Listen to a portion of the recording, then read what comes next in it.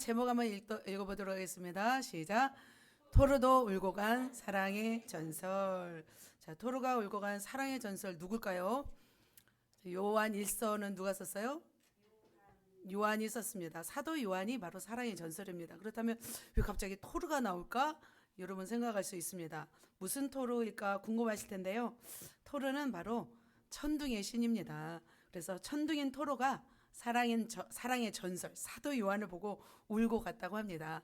왜냐하면 제가 왜 이렇게 토르라고 붙였냐면 예수님이 사도 요한을 뭐라고 했어요? 누구의 아들? 우레의 아들이라고 했잖아요. 그래서 그 천둥이었던 그 사도 요한이 이제는 어떻게 사랑의 전설이 되었을까? 그것을 오늘 좀 말씀드리고 싶습니다. 우리 같이 한번 말씀 한번 읽도록 하겠습니다. 요한 1서입니다. 사랑하는 자들아, 우리가 서로 사랑하자. 사랑은 하나님께 속한 것이니 사랑하는 자마다 하나님으로부터 나서 하나님을 알고 사랑하지 아니하는 자는 하나님을 알지 못하나니 이는 하나님은 사랑하심이라. 하나님의 사랑이 우리에게 이렇게 나타난 바 되었으니 하나님이 자기의 독생자를 세상에 보내심은 그로 말미암아 우리를 살리려 하심이라. 사랑은 여기 있으니 우리가 하나님을 사랑한 것이 아니요 하나님이 우리를 사랑하사 우리 죄를 속하기 위하여 화목 제물로 그 아들을 보내셨음이라. 사랑하는 자들아, 하나님이 이같이 우리를 사랑하셨은즉 우리도 서로 사랑하는 것이 마땅하도다. 자, 이런 말씀입니다. 오늘은 사랑의 전설로 우리에게 알려진 사도를 소개하려고 합니다. 그분이 바로 사도 요한입니다. 예수님의 사랑을 듬뿍 받고 사명을 감당한 사도 요한에 대해서 오늘 말씀을 나누도록 하겠습니다. 자, 이게 누구예요? 토르. 젊은 친구들은 다 아시죠? 근데 좀 연륜이 있으신 분은 뭔가 할 거예요. 자, 이 토르 천둥의 신이래요. 번개의 신. 천둥의 신이 누구를 보고? 사도 요한을 보고 울고 갔대요. 왜냐하면 사도 요한도 예전에는 천둥 번개였기 때문이죠. 그렇게 변해서 그 천둥이었던 사도 요한이 사랑의 사도가 되었다는 것입니다. 자, 그렇다면 사도 요한은 어떤 사람이었냐면 사도 요한은 어부 출신이었습니다. 아버지 세베대가 어부였습니다. 전도 유망한 유대 청년이었습니다. 그의 형이 누구예요? 야고보예요. 야고보와 함께 뭘 버렸어요? 배와 그물과 아버지를 버리고 누구를 따랐어요? 예수님을 따랐습니다. 요한은 예수님보다 몇 살 정도가 어렸냐면 10살 정도가 어렸대요. 그래서 예수님이 한 30세쯤 되었을 때 공생애를 시작할 경우에 하셨잖아요. 그때 요한은 한 20세 청년이었다고 볼 수 있습니다.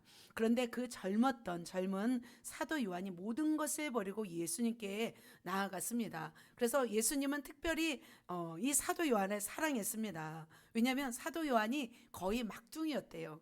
여러분 막둥이 있나요?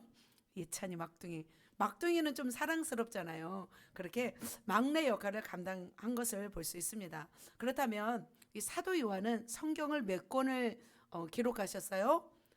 성경 몇 권? 5권이죠.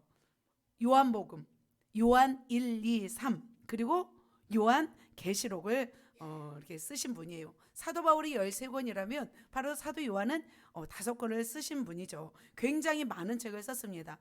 AD 65년 전으로 해서 바울과 베드로 순교하셨잖아요. AD 70년쯤에는 대부분의 사도들이 다 순교하셨습니다. 그렇게 대부분의 사도들이 다 순교하고 세상을 떠났지만 살아남은 분이 누구였어요? 사도 요한이었어요. 그래서 사도 요한은 바로 초대교회 공동체를 돌보았습니다.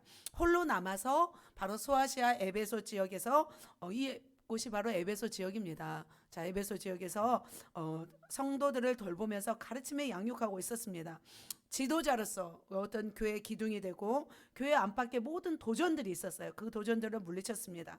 그리고 에베소뿐만 아니라 각 처에서 흩어져 살고 있는 이 성도들을 말씀으로 양육해야 했습니다.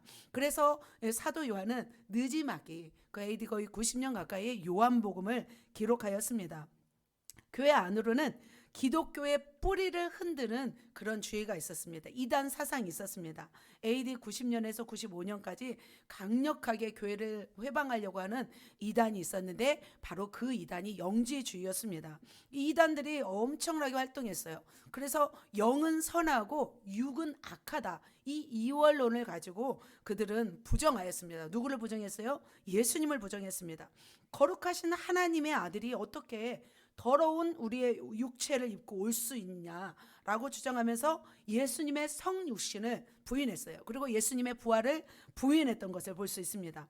봐봐 보면은 육은 어떻게 악하고 영은 선하다고 해서 이분법으로 이렇게 나눴어요. 그래서 우리의 영은 거룩하야지만 육은 아무렇게나 해도 상관없다고 그들은 생각했습니다. 그래서 육은 계속 타락하고 죄를 지어도 괜찮다라고 생각했던 그런 주의였습니다. 이런 바로 영지주의 사상의 교회 안에서 계속 기승을 부리기 시작했습니다. 그래서 더는 미룰 수 없어서 사도 요한은 펜을 들어서 글을 쓰기 시작했습니다. 그 글이 바로 뭐냐면 요한 일서였습니다. 요한 일서는 바로 이렇게 영지주의 사상, 이단 사상을 배격하기 위해서 어떻게 그러면 우리가 살아갈 것인가를 말씀하기 위해서 쓴 책이 뭐예요? 요한 일서라는 것입니다. 이 편지를 시작으로 해서 매년 편지를 쓰게 되었습니다. 93년도에는 요한 2서, 94년도에는 요한 3서 이렇게 해서 요한 1, 2, 3서를 기록하였던 것을 볼 수 있습니다.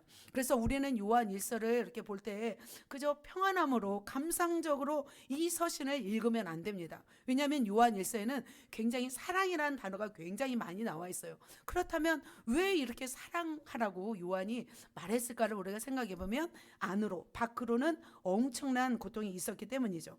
그래서 요한은 사랑을 강조했어요. 그 사랑은 바로 어떤 사랑이냐면 바로 하나님의 아들 독생자 예수 그리스도의 사랑이었습니다. 그 하나님의 사랑에 바탕을 둔 예수 그리스도의 십자가 사랑을 강조했던 것을 볼 수 있습니다. 자, 그렇다면 안으로는 이렇게 이단이 기승을 부렸고 밖으로는 어떤 일이 있었냐면 밖으로는 바로 이것이에요. 기독교의 핍박이 엄청난 박해로 번져나가기 시작한 때였습니다. 자, 네로의 박해를 지난주에 말씀드렸죠.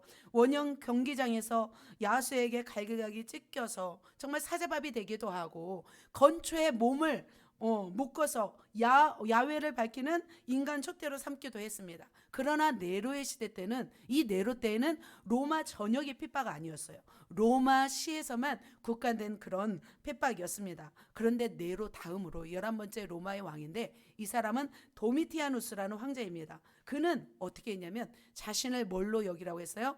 신이라고 부르라고 했어요. 자신을 신이라고 선포하고 숭배하기를 강요하기 시작했습니다. 그래서 그를 숭배하지 않으면 재산을 몰수했습니다. 그리고 맹수와 함께 결투를 하게끔 하는 잔인한 왕이었습니다. 그래서 기독인들은 이 신앙의 자유를 찾아서 로마를 떠났습니다. 로마를 떠나기도 하였고 지하로 운둔하기 시작했습니다. 바로 지하가 이게 바로 뭐예요? 카타콤이라는 곳입니다. 지하 깊은 몇백 미터에 들어가서 정말 예배드리는 일이 이때부터 시작되었던 것을 볼 수 있습니다. 지하 묘지에 살던 사람들의 이야기, 카타콤의 순교자, 엄청난 사람들이 그 카타콤에 살면서 평생 빛을 보지 못하고 그곳에 살았던 것을 볼 수 있습니다. 그곳에서 모든 것을 다 하는 거예요. 죽으면 그 땅에다 묻고 그리고 뭐 구멍을 파고 올라가서 농사를 짓고 몰래 가지고 내려오고 정말 목숨 걸고 신앙을 지키기 위해서 이렇게 살았던 것을 볼 수 있습니다. 이제는 로마의 전역에서 기독교인을 혹독하게 박해하기 시작하였습니다. 그런데 이렇게 바로 그 사도 요한은 안으로는 영지주의, 밖으로는 이런 핍박 가운데 고통 가운데 있을 때 바로 이 편지를 쓴 것을 볼 수 있습니다. 죄송합니다. 자, 성도들이 핍박과 고난을 견디면서 또 안으로는 이단 사상을 배격하면서 견뎌야 할 상황이 바로 요한일서의 상황인 것을 볼 수 있습니다. 그렇다면 이 사도 요한은 어떠한 마음으로 이 서신을 썼을까요? 굉장히 애절한 마음이었습니다.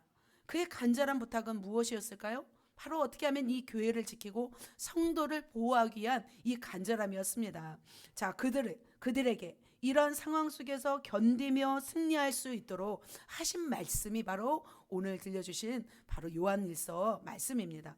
자, 그렇다면 그럼 저는 이렇게 생각이 들어요. 왜 우리 교회에 이렇게 사실은 연약한 분들도 많고 참 힘든 분들도 많은데 왜 이렇게 말씀을 제가 이렇게 강력한 말씀을 증거하고 있는가 생각해 보면 주님은 이 마지막 때를 여러분을 승리케 하기 위함인 것을 제가 깨달았습니다.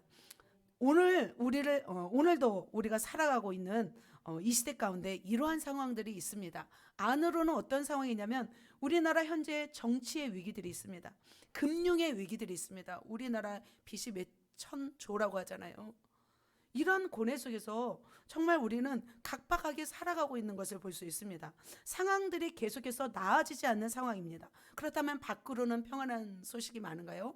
밖으로는 전쟁, 기근, 또 뭐예요? 전염병, 또 지진과 같은 그런 막 흉악한 그런 소식들이 우리가 듣고 있는 것을 볼 수 있습니다.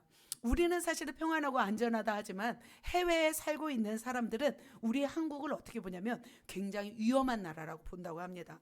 금방이라도 뭐가 일어날 것 같은 전쟁이 일어날 것처럼 생각합니다. 그래서 외국에 살고 있는 분들은 한국 살고 있는 우리 사람들에게 빨리 나오라고 한다고 합니다. 왜냐하면 그만큼 외국에서 볼 때 굉장히 이 한국 전쟁에 대해서 굉장히 위험하게 생각하고 있기 때문입니다. 보이지 않지만 우리는 지금 영적으로 어떤 길을 걷고 있어요? 어떻게 보면 살얼음판을 걷고 있는 것이라고 볼 수 있습니다. 그렇다면 앞으로 다가올 이 마지막 때에 우리가 견디고 우리가 승리하기 위해서는 반드시 이 사도 요한의 말씀을 우리가 어떻게 해야 될까요? 귀 기울여야 될 줄 믿습니다. 그래서 그가 말씀하셨던 2000년을 넘어서 지금 이 시대에 동일하게 적용해야 할 메시지, 그 메시지가 오늘 우리에게 들려주고 있는 줄 믿습니다. 그래서 사도 요한이 우리에게 들려주신 이 간절한 애절한 서신의 내용, 그 핵심은 바로 무엇이냐면 사랑입니다. 사랑이 식어가는 이때, 마지막 이 시대에 주님이 또 사도 요한을 통해서 우리에게 들려주시는 말씀은 바로 뭘까요? 사랑인 줄 믿습니다. 그래서 무엇을 사랑하지 말아야 하는지, 그리고 누구를 어떻게 사랑해야 되는지 사도 요한은 말씀하고 있습니다. 그래서 이 말씀을 마음 깊이 새기시고 이 마지막 때에 우리가 승리하시기를 예수님의 이름으로 부탁드립니다. 아멘. 그렇다면 본격적으로 말씀드리도록 하겠습니다.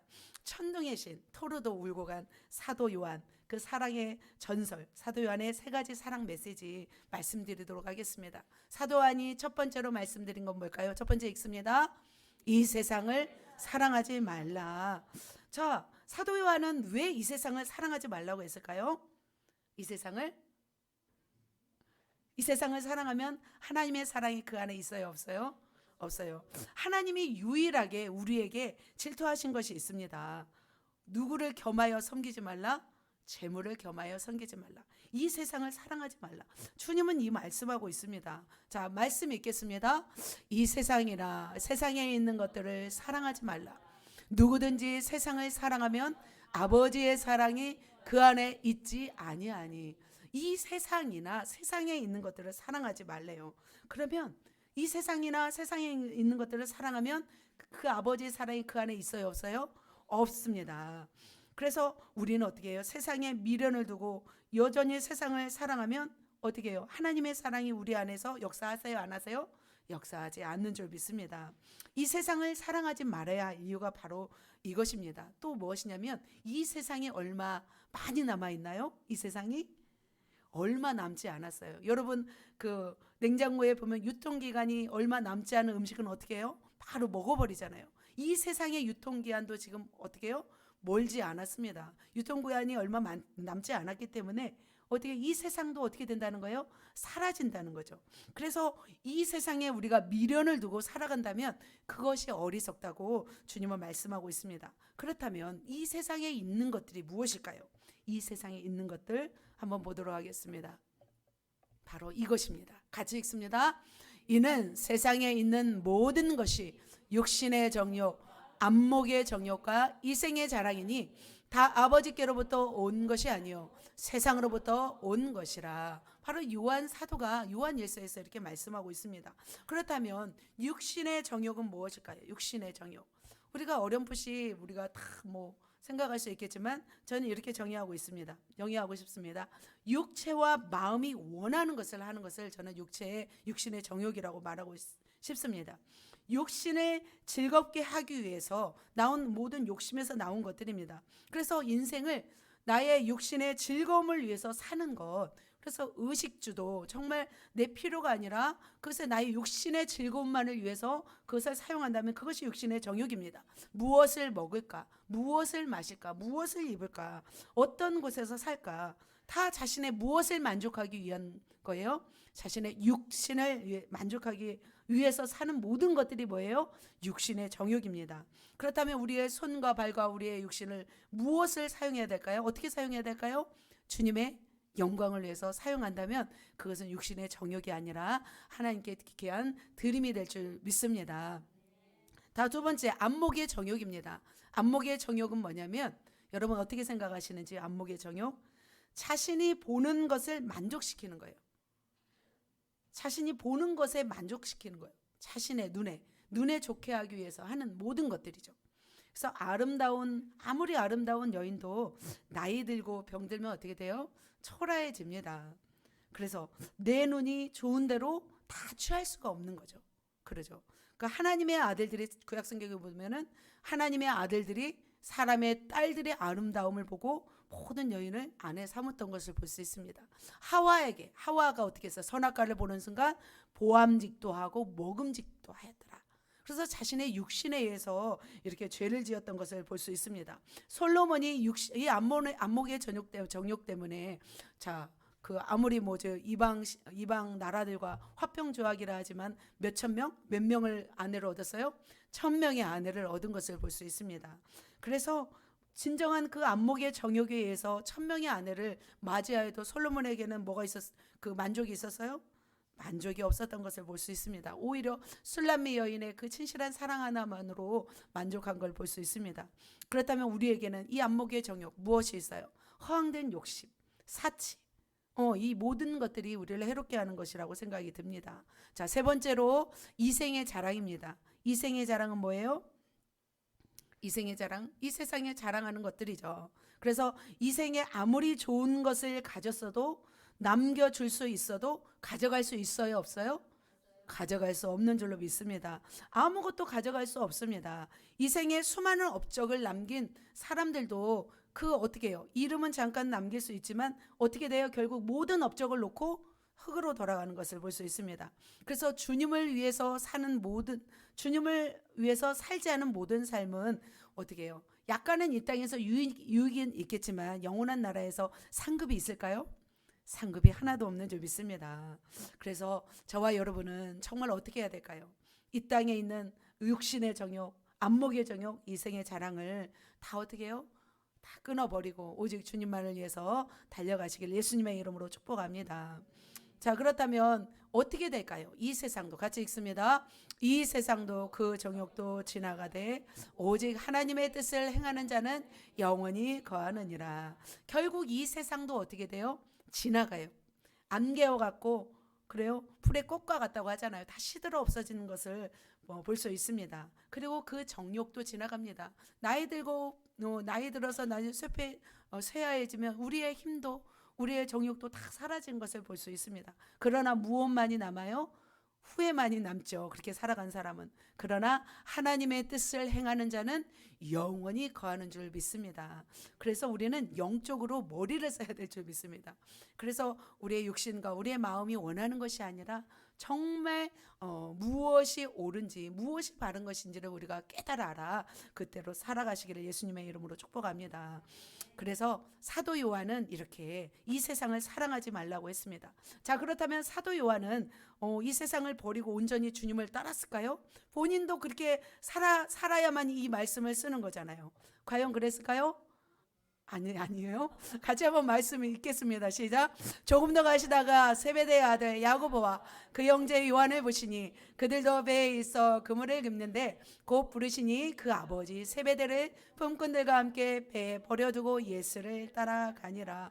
따라갔네요. 보니까 그죠? 뭐 버리고 품꾼들과 함께 배에 버려두고 아버지도 버려두고 그물과 배를 다 버려두고 따랐어요. 그 젊은 날에. 그래서 요한이란 이름은 어떤 이름이었냐면 여호와께서 사랑하는 자라는 뜻입니다. 그래서 그의 부모는 누구예요? 세베대. 그의 어머니는 누굴까요? 살로메였습니다. 살로메는 예수님의 이모라고 볼 수 있어요. 그래서 예수님의 어머니 마리아와 이 살로메는 서로 자매지간이었어요. 그러니까 요한은 예수님의 무슨 지간? 사촌지간이요. 사촌 동생이었겠죠. 자, 이렇게 부요한 이 요한은 세베대의 그 자녀로 태어났습니다. 왜냐하면 품꾼들이 있는 걸 보면은 그 집이 넉넉한 집이었죠. 그렇게 사도 요한은 갈릴리 바닷가에서 어부로서의 또 부유한 어떤 어부 중에서도 부유한 가정에서 태어나서 그렇게 하다가 일을 하고 있다가 예수님이 콜링할 때 즉시 모든 것을 버려두고 따라간 것을 볼 수 있습니다. 그는 한참 젊은 나이였죠. 20살. 여기 20살 누가 있나요? 예, 우리 아들 한 명 있네요. 자, 20살에 오늘 참 기도가 너무나 뜻깊었습니다. 너무 자랑스럽네요. 자, 이렇게 한참 젊은 나이에 앞뒤를 바라보지 않고 천도 유망한 이제 대학 가야 되잖아요. 근데도 누구를 따라갔어요? 예수님을 따라간 것을 볼 수 있습니다. 그래서 예수님이 특별히 요한을 사랑했어요. 그래서 예수님이 어떤 특별한 일을 수행하실 때 베드로와 함께 야고보 요한을 동행했던 것을 볼 수 있습니다. 아무도 따라옴을 허락하지 아니하시고 누구와? 베드로, 야고보, 요한만 데리고 막 변화산에도 올라가고 막 그런 것을 볼 수 있습니다. 그래서 예수님이 중요한 일을 수행하실 때는 반드시 누가 따라갔어요? 사도 요한이 따라간 것을 볼 수 있습니다. 자, 그런데 그도 조금 지나서 이제 예수님을 따라가면서 약간은 잘못 생각하는 것들이 있었어요. 어떤 생각을 했냐면 예수님이 왕으로 오실 때 자기는 높은 자리를 앉고 싶어 했어요. 나름대로 그 무엇이 있었어요? 야망이 있는데 아까 세 가지 이 세상 세 가지 중에 뭐였어요? 높은 자리를 원하는 것은 이생의 자랑이겠죠. 자, 이생의 자랑의 모습이 남아 있었습니다. 그래서 그는 이렇게 말하죠. 세베대 아들 야고보와 요한이 주께 나와 여짜오되 선생님이여 무엇이든지 우리가 구하는 바를 우리에게 하여 주시기를 원하옵나이다. 자, 그러 이르시되 너희에게 무엇을 내어 주기를 원하느냐? 같이 읽습니다. 여짜오되 주의 영광 중에서 우리를 하나는 주의 우편에 하나는 좌편에 앉게 하여 주옵소서. 맞습니다. 사도 요한도 약간은 뭐가 있었어요? 이생의 자랑을 꿈꿨던 것을 볼 수 있습니다. 그러자 이렇게 야고보와 요한이 정말 이렇게 하나는 우편에 하나는 좌편에 앉게 해달라고 하자 제자들이 화가 났을까요? 화났겠죠. 예수님은 그런데 그들에게 이렇게 말씀하시죠. 너희는 너희가 구하는 것을 알지 못하는도다. 내가 마시는 잔을 너희가 마실 수 있으며 내가 받는 세례를 너희가 받을 수 있느냐. 결국은 십자가에 죽어야 한다는 것이죠. 그러자 이렇게 말씀하였는데 제자들은 어떻게 생각했냐면 굉장히 화를 냈습니다. 왜 화를 냈어요? 어린 놈의 자식이잖아요. 어떻게 보면 제자들 중에서 제일 어린 놈의 자식이 높은 자리에 앉겠다고 하니 막 베드로 엄청 막 화냈겠죠. 막 물을 막 던져버리든지 아무튼 화를 냈을 거라 생각이 들었습니다. 사도 요한은 그 다른 욕심은 없었는데 이 높은 자리에 앉고 싶었던 욕심은 있었던 것 같아요. 그런데 결국 어떻게 돼요? 야고보는 첫 순교자가 되잖아요. 그래서 헤롯 아그리파 1세에서 첫 순교자가 되어서 목이 잘려서 순교하는 순교자가 되었습니다. 그랬던 그가 어떻게 변했어요? 이제는 정말 이 세상을 사랑하지 말라 이렇게 고백하고 있습니다. 그렇다면 그가 어떻게 해서 그가 이렇게 변화해 돼서 이렇게 세상을 사랑하지 않는 사람이 되었을까요? 바로 예수님의 십자가, 부활, 승천의 모습을 보았고 그리고 또 오순절 임했던 성령의 그 역사, 다락방에서 성령의 역사를 경험한 이후에 그는 높은 자리가 의미가 없다는 것을 그는 깨달은 줄 믿습니다. 그 이후에 그 마음에는 오직 누구를 사랑하는 마음만, 주님을 사랑하는 마음만 있었습니다. 사랑하는 성도 여러분, 하나님을 사랑하는 사람은 이 세상을 사랑하지 않는 사람입니다. 여러분 이 세상을 사랑하신지요? 여러분 아직도 이 세상이 너무 좋은지요? 그렇다면 여러분 무엇을 묵상해야 될까요? 십자가를 묵상해야 될 줄 믿습니다. 여러분 이 세상을 더 사랑해서 막 견딜 수가 없습니까? 그렇다면 말씀을 읽고 성령으로 충만하시고 영의 눈을 떠서 무엇을 봐야 할까요? 천국을 봐야 될 줄 믿습니다. 천국을 소유한 자는 이 땅의 것이 어떻게 느껴질까요? 무의미하게 느껴질 것입니다. 이 세상의 물질, 이 세상의 권력, 이 세상의 명예, 이 세상의 스펙, 이 세상의 화려함 다 뭐 같아요? 배설물 같죠. 정말 어떻게 보면 똥과 같은 이 모든 것을 다 내려놓고 누구만을 사랑해야 될까요? 주님만을 사랑해야 될 줄 믿습니다. 그럴 때 이 마지막 시대를 감당할 줄 믿습니다. 할렐루야. 자, 두 번째. 자, 사도 요한이 이 세상을 사랑하지 말라. 그렇다면 누구를 사랑해야 되나? 같이 읽겠습니다. 서로 사랑하라. 바로 이웃 사랑입니다. 이 서로 사랑은 그리스도 안에서 한 형제 한 자매된 성도들에게 먼저 말씀하시는 것입니다. 우선순위인 거죠. 우리끼리 서로 사랑한 다음에 그 다음에 이웃을 사랑하는 거죠. 자, 요한은 이렇게 서로 사랑하라고 강조하였습니다. 그렇다면 이 사도 요한은 처음부터 이 서로 사랑을 잘하신 분이었을까요? 그죠? 아까 조금에도 불구하고 우편에 좌편에 앉게 해달라고 했잖아요. 이웃 사랑을 어쩌면 못했던 사람일 수도 있습니다. 그의 별명이 아까 뭐라고 했어요? 누구의 아들? 우레의 아들이라고 했습니다. 그의 성격은 굉장히 강하고 거침이 없는 성격이었습니다. 젊은 날에 야고보 요한에게 예수님은 보아너게 우레의 아들이란 별명을 주셨습니다. 그 별명을 붙인 이유는 있을까요, 없을까요? 있었습니다. 둘 다 성격이 불같았습니다.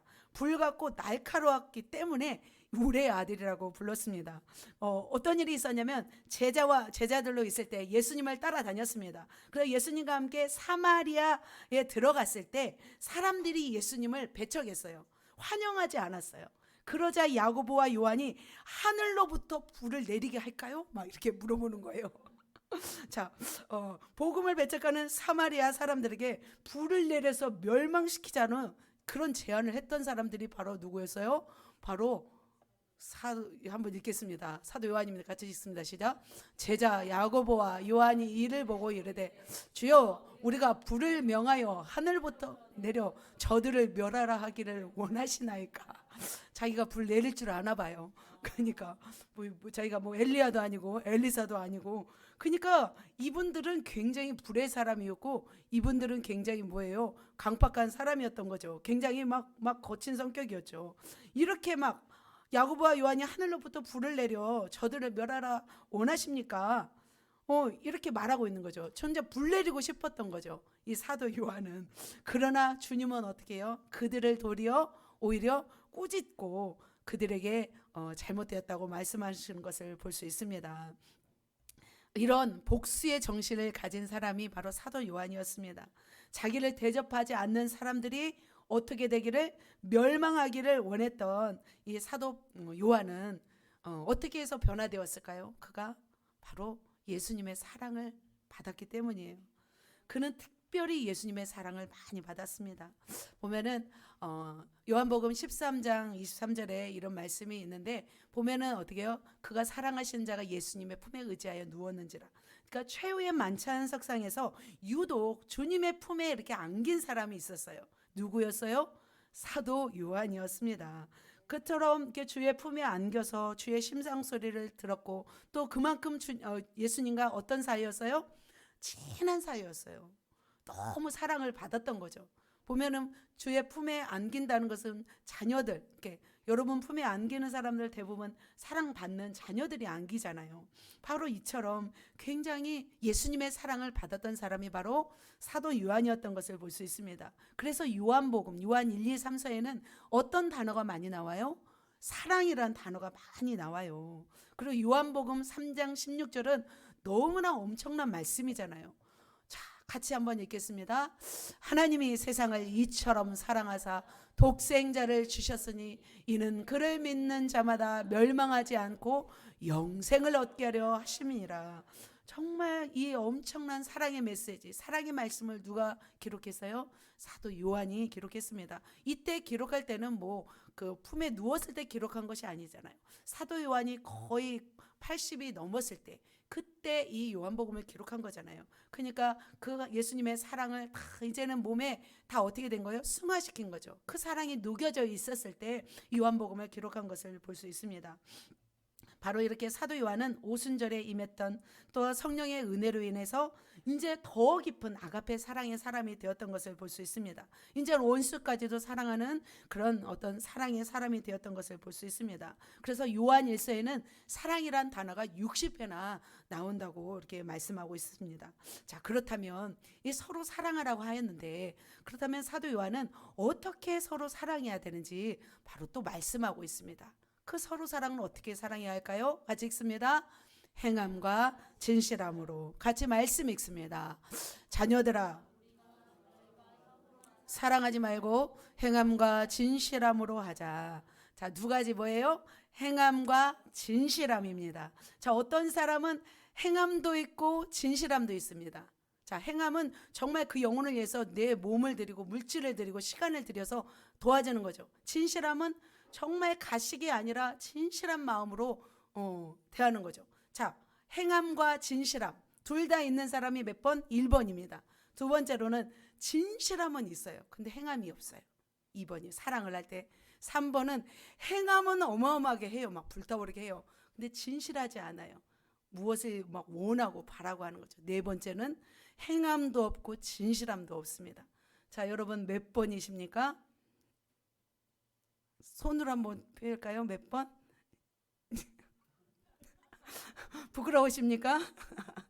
1번으로 우리가 해야 될 줄 믿습니다. 저는 이번 주 참 감동이 되었습니다. 제가 새벽 기도를 하고 일어났는데 두 분이 막 띠띠띠띠 비밀번호 키를 열고 이렇게 들어오는 거예요. 깜짝 놀랐어요. 이 아침에 누가 오나 했는데 바로 두 분이 오셨습니다. 저기 앉아 계신 분들이 오셨습니다. 자, 시골에 딸을 보고 싶어서 매일 울고 있는 노모에게 가기 위해서 교회로 온 것입니다.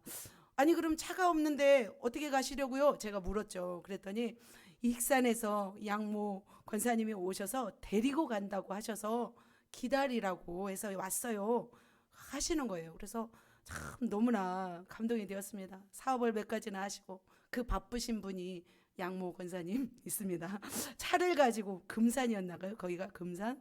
네, 금산에 살고 있는 데까지 데려다 주시기 위해서 섬기려고 그 아침 일찍 오신다는 거예요. 그래서 제가 너무 꼿꼿이 찡하면서 눈물 나게 감동이 되었습니다.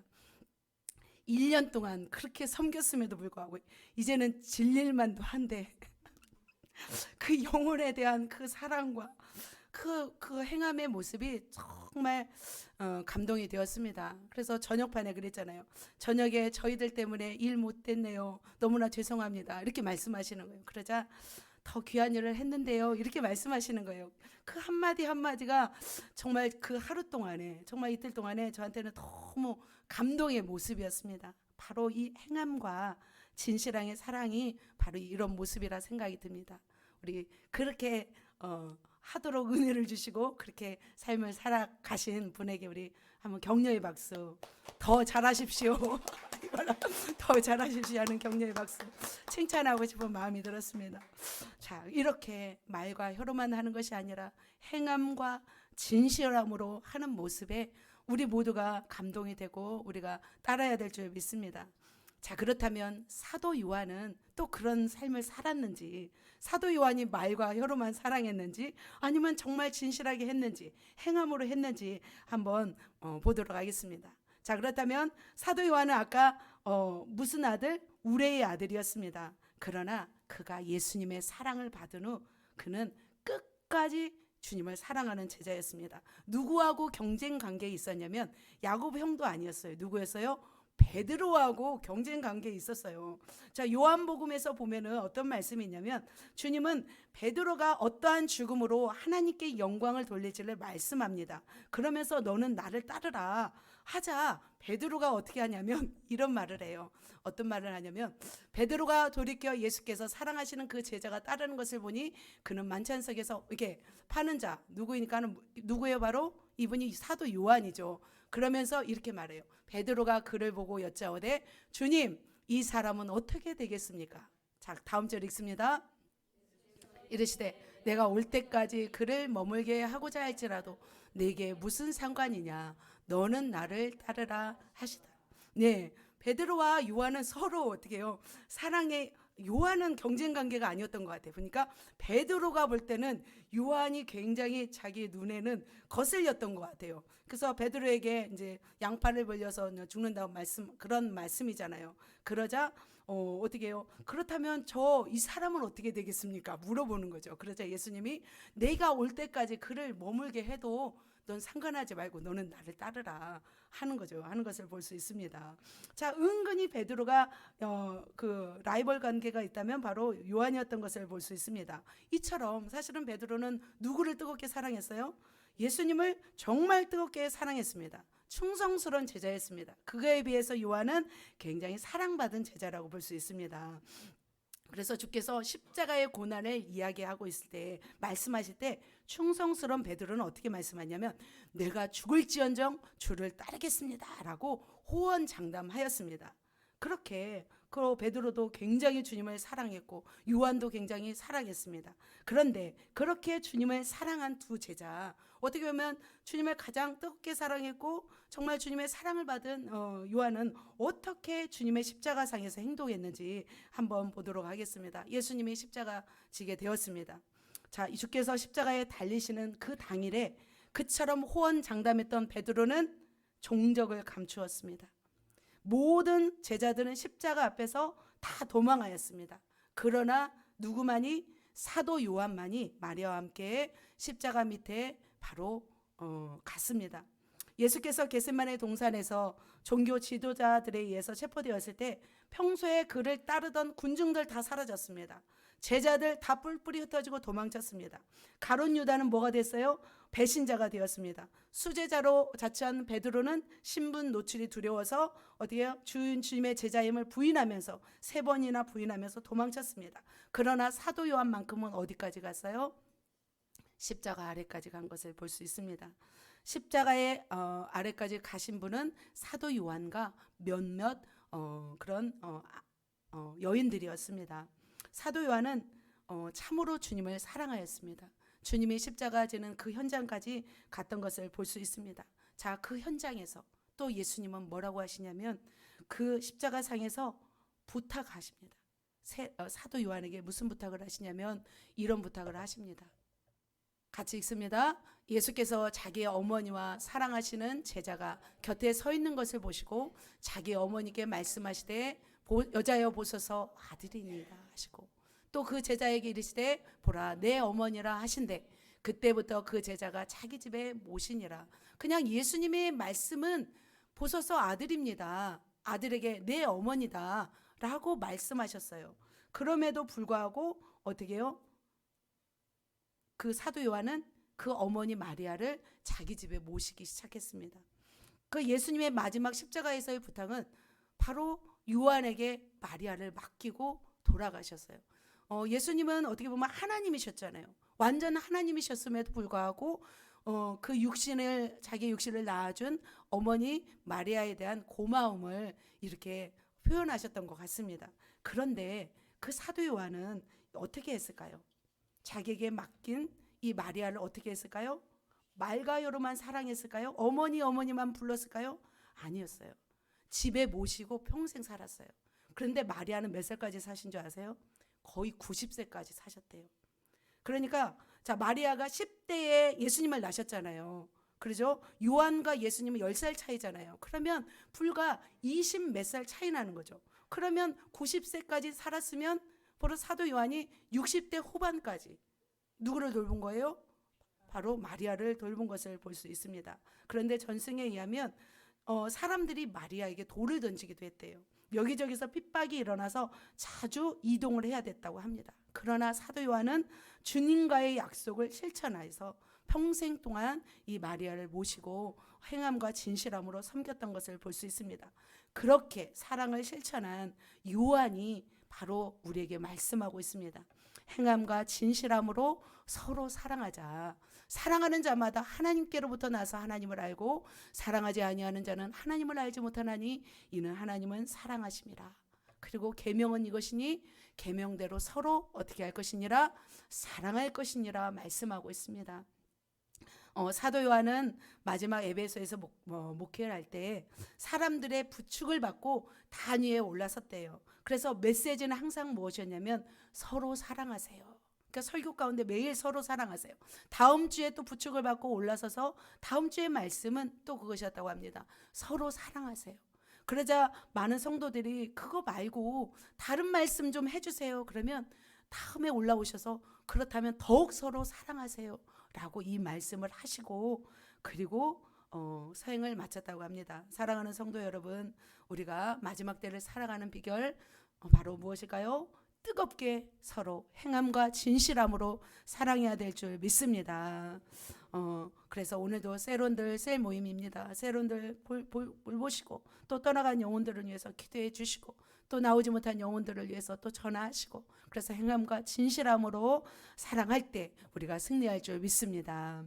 자, 마지막 세 번째로는 하나님을 사랑하라는 것입니다. 그렇다면 그 하나님을 어떻게 사랑하라는 거예요? 자, 세 번째 읽습니다. 계명을 지키라. 요한일서 5장 3절입니다. 하나님을 사랑하는 것은 이것이니 우리가 그의 계명을 지키는 것이라. 그의 계명들은 무거운 것이 아니로다. 계명이 무거워요? 안 무거워요? 사실은 무거운데 무겁지 않다고 합니다. 그러나 우리가 성령 안에서 살아가면 기도와 말씀으로 살아간다면 이 계명들을 우리가 지킬 수 있을 줄 믿습니다. 자, 하나님은 이스라엘 백성을 출애굽하게 하신 후에 그들에게 무엇을 주었어요? 시내산에서 계명을 주었습니다. 10계명을 주었습니다. 10계명을 주었습니다. 603가지의 계명을 주시면서 지키라고 하였습니다. 지키지 않으면 어떻게 됐어요? 처단하였습니다. 돌에 맞아 죽기도 하고 불에 타 죽기도 하고 정말 어마어마하게 계명을 지키기를 하나님이 원하셨습니다. 그것이 바로 무엇이에요? 하나님을 사랑하고 또 하나님을 정말 경외하는 척도였기 때문입니다.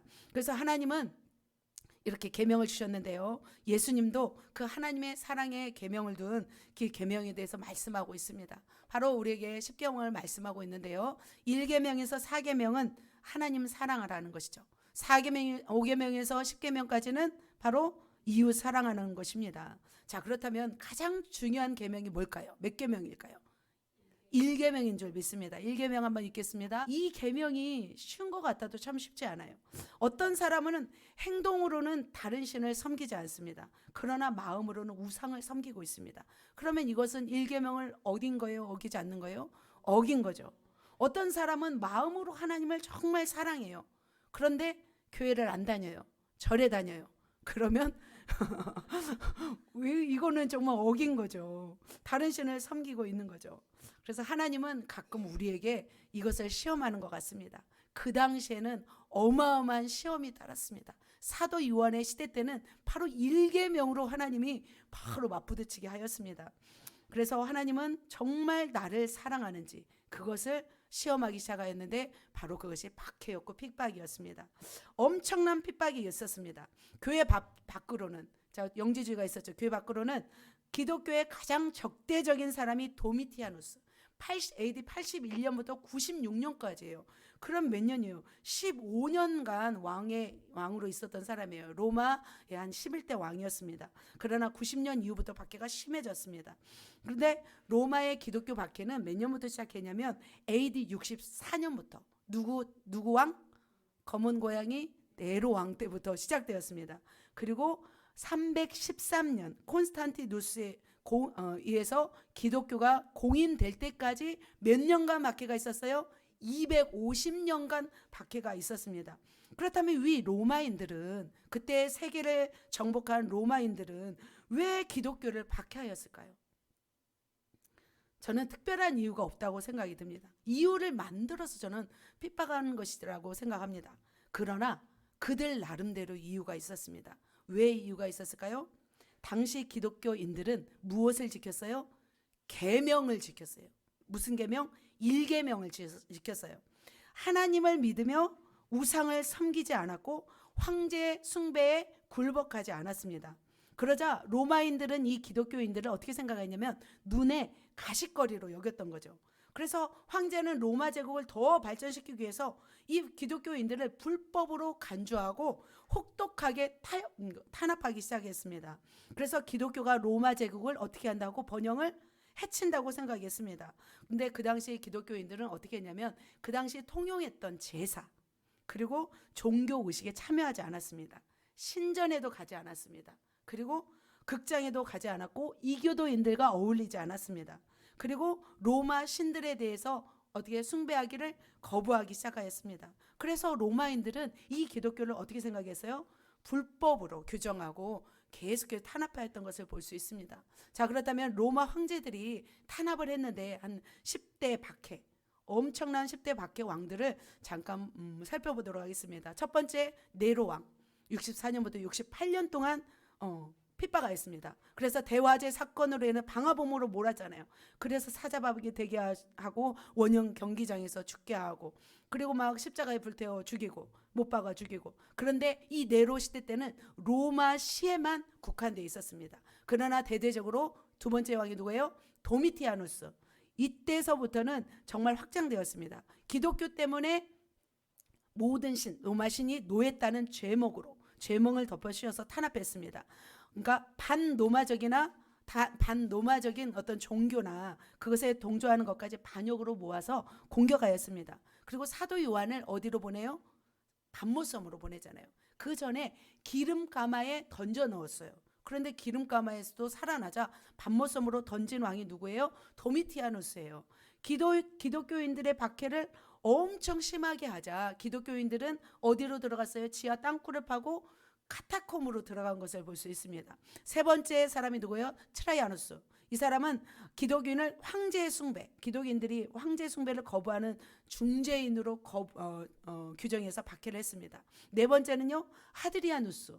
이 사람은 황제 신상과 여러 신상을 세우고 경배를 강요했고 거부하면 처형하였습니다. 그리고 기독교인들을 보호하는 사람들까지도 처벌하였던 것을 볼 수 있습니다. 자, 다섯 번째는요, 마르쿠스 아우렐리우스. 이 사람은 어떻게 했냐면 역병, 흉년, 모든 자연재해를 누구 탓으로? 기독인들로 탓으로 돌려서 박해했어요. 얼마나 잔인했냐면 기독인들의 시체를 굶주린 개에게 먹이로 줄 정도로 잔인했던 왕이었습니다. 여섯 번째, septimius severus. 이 사람은 태양신에게 예배하도록 강요했습니다. 그래서 기독교로 개종하면 사형에 처한다는 법령을 공부했던 왕이 바로 septimius였습니다. 일곱 번째는 막시미누스. 여덟 번째는 데키우스. 이 데키우스는 좀 잔인했습니다. 가장 순교자가 많이 발생했습니다. 배교자가 가장 많이 발생했던 때가 바로 데키우스 때였습니다. 칙령을 내렸어요. 그래서 로마 전역으로 박해를 엄청나게 확장시켰습니다. 그래서 모든 시민은 로마의 신들에게 제사하라 명령했습니다. 그래서 이 시기에는 정말 배교자와 순교자가 많이 나왔던 것을 볼 수 있습니다. 그리고 아홉 번째 발레리아누스, 네. 그리고 열 번째는 잘 안 보이시나요? 디오클레티아누스입니다. 이때도 이제 가장 강력했는데 기독인들의 모든 권리를 박탈했습니다. 그러니까 이 열 번째가 최악의 박해라고 볼 수 있습니다. 기독교 병사들에게 신앙을 거부하도록 강요를 요청했습니다. 그리고서 처형했습니다. 그리고 교회 건물을 다 파괴했어요. 그리고 성경을 다 불태워버렸어요.